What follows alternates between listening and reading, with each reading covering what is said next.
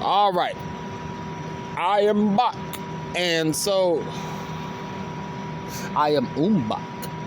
Y'all don't know nothing about that, but anyway, I'm just thinking to myself at that point, like, she's the person that when I'm pissed off, she's normally the one that I'll be daring to start that Jesus shit. I'm sorry, y'all. I'm smoking, of course, but then something sound like it's just creeping through bushes. And normally, it's probably the dogs, but I don't know. Gotta pay attention. So anyway,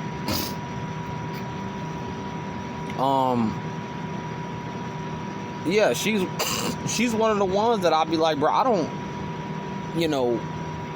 I tend to get very violent and almost like on a demonic level. And I'm not afraid to admit that when I get,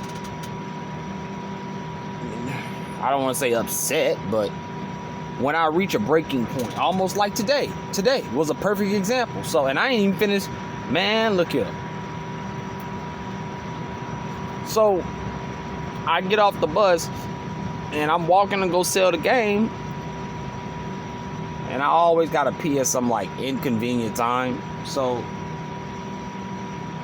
I go inside the store, and one of the police officers, he say, man, leave your bag right here, bro. I said, nigga, please, I'm going to the bathroom, bro. I got to go to work. Fuck out of here. That's exactly what I said. Nigga, please, I got to go to work. Get the fuck out of here with that. And of course, I'm still kind of seething from, the crying and all that. I'm still just like, I don't even care about the money, bro. I'm just like, I want this shit to stop. Like, I hate this, like, this, So I'm ticked off. And he got up and he was like, excuse me? And I said, bro, you heard what the fuck I said, man? I'm trying to go to the bathroom, bro. I ain't got time to steal nothing up in here. Leave me alone. I got my uniform on, bro. Like, get the fuck back. And he was like, I'm not the nigga, you the nigga. And this dude is not black. And I was like, no, what the fuck? I said, bro, I ain't about to beat your ass up. You in your uniform. If I do something to you, then I can't make it to work. It's exactly what I told him. If I put my hands on you in that uniform, bro, you gotta go. I gotta go to work. It ain't gonna happen, because then I gotta go to jail. And he started like saying some other shit and all that. By the time I walk out the door, he's still talking behind me, and I was like, bro, shut. I yelled, like, get the bleep out of here, bro. Like, I yelled, bro. Like, I shouted, almost like on one of them crazy homeless motherfuckers on the side of the road. Like, I yelled it, like, bro, shut up talking to me. And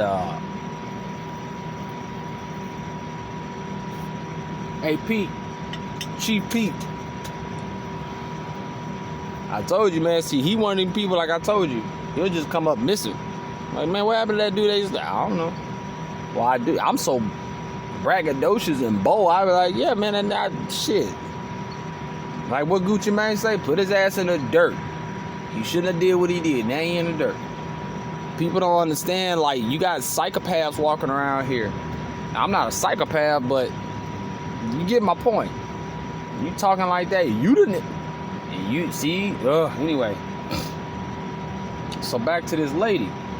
Man, she asked me, are you working?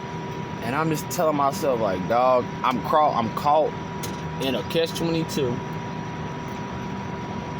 Because I don't want to, I really don't want to do this. I don't want to have to cuss this motherfucker out, man. CJ, she's an old, I don't give a damn.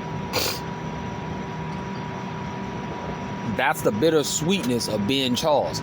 I don't give a fuck. And she's sitting there like, Jesus, thank you. And then so the customers in front of me, they laugh because they hear my responses. I got my head down. I'm like, Domino's. And I kept showing her like, oh, it's ridiculous. And of course, she's not from here. So I'm telling myself, and that's how I'm talking to myself just now, like, wait a minute. If you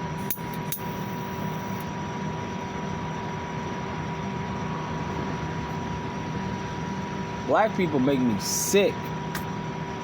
Because it's these type of people that you be telling yourself, like, wait a minute, nigga. I done told you 5-6 times already about where I work and all this other stuff. If you really somebody who follow Jesus, then you would be able to remember everything I told you and then some. But because you it's almost like you possess. A spirit leaves you, it comes in and out of you. So you just, and again, this is a lot of how my family members operate. Y'all talk about that Jesus shit, what Kanye say? Kanye said, bro, that's why I can't stand by these damn Christians. He say, these niggas, they so quick to try to tell you, I'ma pray for you, when these bastards can actually do something. That's how my parents are. These niggas will not move a finger to actually physically help you. I quoted my cousin talking about my dad was like, child, pray. When they went to my grandma's funeral, and they was like, man, what's CJ at? And Madison told me my dad was like, man, pray.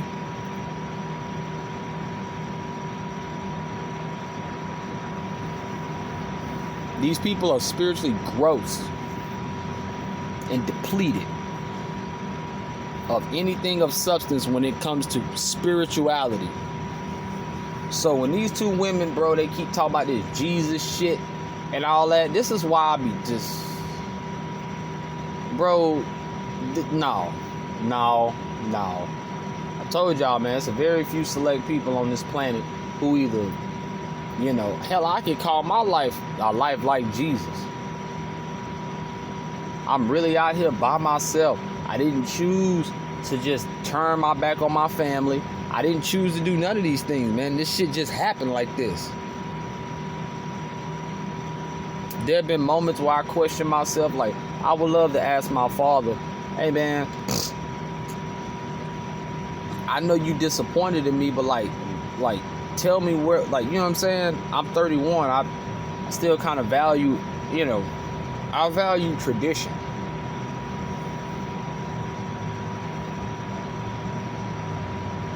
And I value substance. And I know my dad, he'll probably say some shit like, yeah, man, well, I mean, you kind of already know, like, bro, we gave you opportunities and stuff. But see, y'all were a victim of being kind of like guardians instead of parents. You know, again, like, I was very hard to understand as a kid, and it led to a lot of just dealing with me in a black and white type of manner. So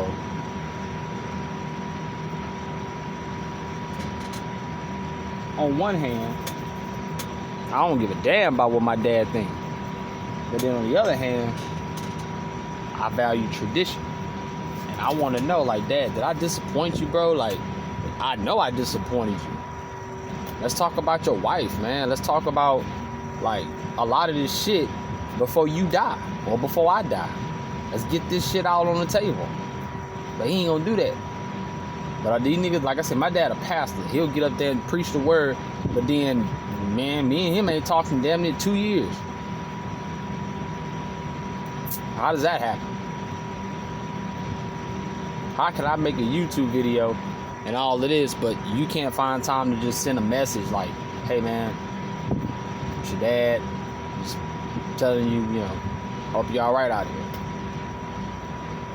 But again, I told y'all at the other video, I don't need confirmation from nobody about nothing. I just know what's right and I know what's wrong. So that's really all I wanted to talk about.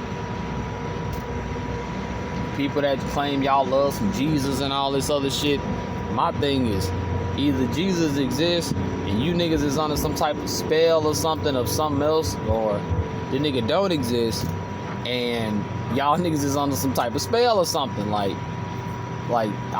don't deal with me with this, like, have you prayed? Don't talk to me about that bullshit. I'm one of the only motherfuckers probably on YouTube that'll tell y'all I have completely turned my back on God, completely. And I know it's an oxymoronic statement, because when you bought by God spiritually, which I know I have been, there are no refunds. There are no jumping in and out of a relationship. When you go through what I go through, they compare it to a horrible wife to a husband. And I think I made a video saying I've been a horrible wife to my husband, known as God. Dude done provided a job, all these different means of me getting through each day. But then I take that same wisdom and say, man, look, bro, I hate this little script shit that you got playing, you know, this whole thing of me knowing what the fuck is gonna happen, me having all these gifts and talents and stuff. But I guess it goes back to what I said a couple years ago. I told y'all the closer it get to sunrise, the wilder everything, the animals and stuff they get, because they really scavenging before the sun come up. But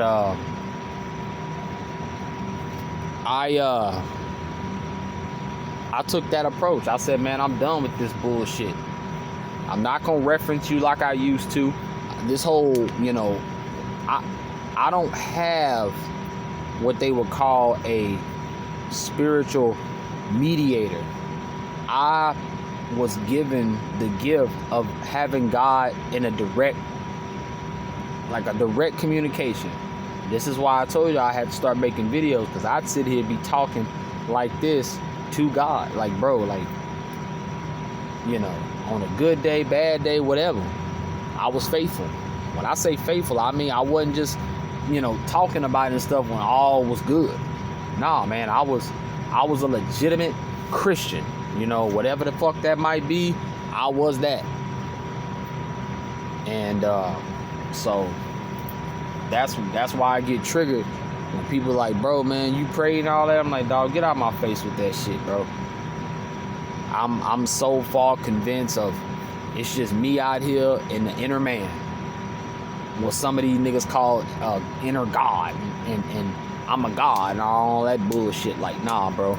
I'm in tune with what's inside of me, what's in my conscience, my spirit. Trying not to insert my ego into so much. And just be. Just be. And that's not my quote. The just be part, that was from my friend. You know, I told y'all that broke off the friendship based off of me just being a bludging truth teller. And he knows that, but, you know, after I guess so many years of hearing like, oh, you know, whatever the case may be, we split. And but that was something he said, man, just be.